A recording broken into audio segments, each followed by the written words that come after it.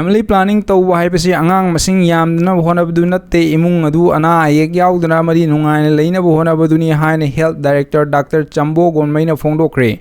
Wafam masi Imphal West ki Lamphel Pat leiba Indian Medical Association Manipur State Branch ki auditorium da pangthokhiba World Population Day 2025 ki thorom da phongdokhibani. Thorom madu Directorate of Health and Family Welfare amasung State Health Society National Health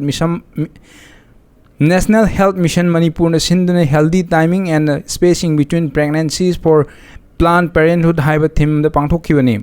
Loinana the right age to become a mother is when both the body and mind are ready haiba wafam asina thorom asigi slogan oiri. Thorom madu da Director Chambana makha taraduna population hengalakmanang hakchel amasung akoibagi fibam da pirakpa chaitheng sing punna khangminaduna hakchang phana amasung nungai phana leinabagi wakhalonda World Population Day asi pangthokpani haiki.